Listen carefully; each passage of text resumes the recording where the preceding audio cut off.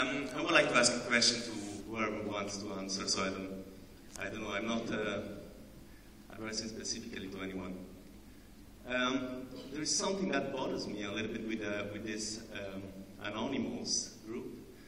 Something I don't really understand exactly, because you said that there's no a background of politically or philosophically ideology behind the Anonymous. Yet at the same time, you are perceiving a quest of somehow fighting for freedom or fighting for the public, for the people. And if I understand right, your goal is to achieve freedom. You just said that. I mean, I'm addressing now to our guest. Freedom is something that, for me, without any philosophical background or political background or political orientation, it sounds to me personally very related to somehow an extreme right-wing politics. Because freedom is freedom of doing whatever you want, deregulation, actually freedom of free market, and so on and so on. If freedom is the only goal of Anonymous, then it sounds to my ears, I might be wrong, but quite right-wing, quite extreme liberalism, which it's not what it is, because I'm quite sure that Anonymous fight for the right of the people.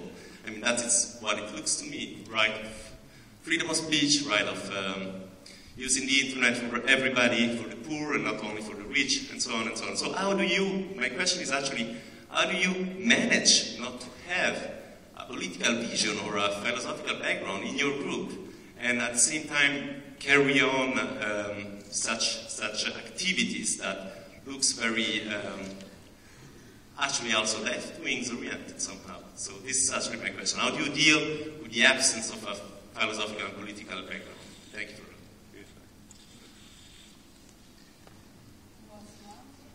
Why don't you start? I definitely have some thoughts, but why don't you go ahead and start? Nice sweatshirt. Everyone love your sweatshirt. Do you want to respond to Anonops? Yeah, sure. I was going to say, we do have political leanings, but the thing is, Anonops is a group of groups. There's many political, many philosophies represented, and I'm just one person. I don't want to speak for the whole, and a lot of others don't either.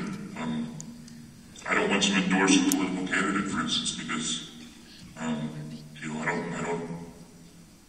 I value my own opinion, but I'm very reluctant to back a political candidate.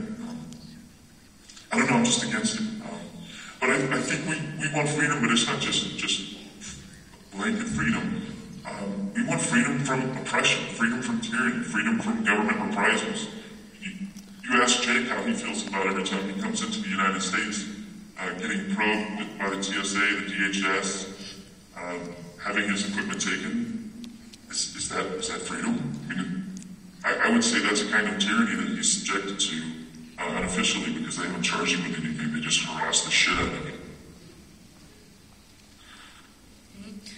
No, I would like also to say that it's also, of course, difficult just to give for granted things in this kind of panel, because as Anonops say, nobody's representing anyone. I mean, and also we can see on the chat over there that many people are actually playing and having fun. So I think also this double component of politics and the Lulz is probably really important, and is also what characterizes Anonymous as an entity, I would say. So probably we should see the aspect from many angles. I mean, I know with my general work on computer hackers and Anonymous, which obviously is not all about hacking, but somewhat comes out of this world, a lot of it is culturally liberal in the sense that there's commitments to privacy and free speech. And this liberalism, has been the bane of my academic existence, because I've had to kind of theorize it, talk about it, exists from a kind of left spectrum to a right spectrum, and can be incarnated in many different ways. And it is absolutely existent in Anonymous, this kind of cultural commitment, not necessarily an explicit philosophical program. But whether it is the Lulz, which we have seen here on IRC, like liberalism is not very Lulzy. Last time I checked, and that kind of makes it so that it's not just a kind of liberal program. And then sociologically, what was kind of fascinating about Anonymous is that the operations really do range from ones that you might say are more libertarian to those that are kind of anti-capitalist environmental operations, to those that are, about weaving solidarity with social movements around the world. There is nothing sort of consistent, and that is a kind of interesting point. And what it allows for, and this is also really interesting to see in action, is a kind of conglomeration of people working together who, let's just say you take something like a right collective or a left collective, you couldn't get that type of diversity. There's a lot of weird diversity in Anonymous because they're anonymous and they don't put forward an explicit political program, while of course there are undercurrents, whether they're liberal, radical, that feed into this world. But it's a very good question and tough to kind of grapple with at times. Other questions from the public? We have just 2 minutes left, so hurry up. Yes, hello. It's for the flying Skype face guy. You said you were against censorship, but you seem to punish a police officer person for speaking his mind. Doesn't that seem kind of hypocritical? Please don't hang me.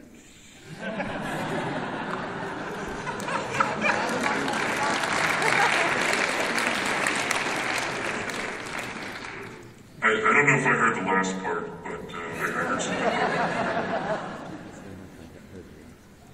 Maybe somebody can repeat it. I don't know. Okay.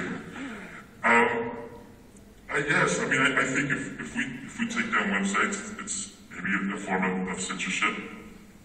I think Anonymous is not unanimous. We're not all in agreement. And there's no central leadership. We can't tell all people not to do this or not to do that. I personally don't engage in denial of service or leak police personal home information or their kids' names. But we will watch public figures and we will publish their public phone numbers. What we do in this is no different than any call to action that a politician makes. Just when he says, call into your congressman, call into your parliamentarian, jam their lines, jam their phone lines, flood their emails. It's in my mind, no different than what we do in raising awareness and getting people to raid things online or send tons of emails to politicians or to any corrupt members of corporations who are in works with the governments to pass and push through private or secret laws. Thanks. Okay, just briefly because we are... I think it's totally a great question to ask about whether or not, for example, taking down information or denial of servicing is a kind of direct action that it seems to, on its face, look like censorship. But there's a big difference, which is the difference of where the power comes from.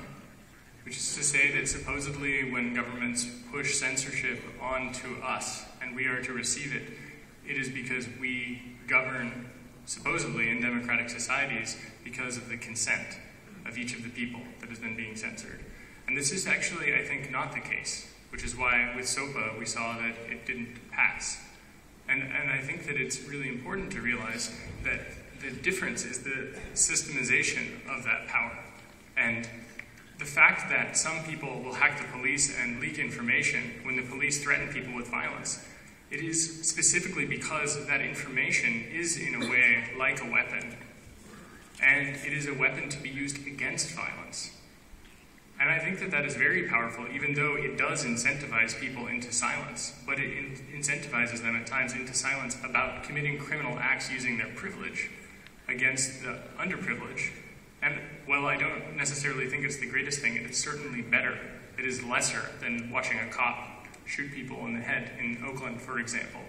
And I think releasing that police officer's information is a great service to humanity, because that person should not be a police officer anymore. Like when Anonymous a couple of days ago hacked a bunch of American Nazi sites and released the private information of all of those Nazis.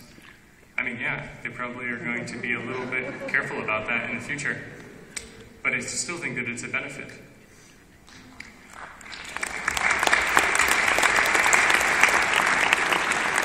I think, unfortunately, we have to end here. And I thanks a lot Anonops for being with us, and Jake, Gabriella, Dana, and all the crowds on the IRC that commented until now.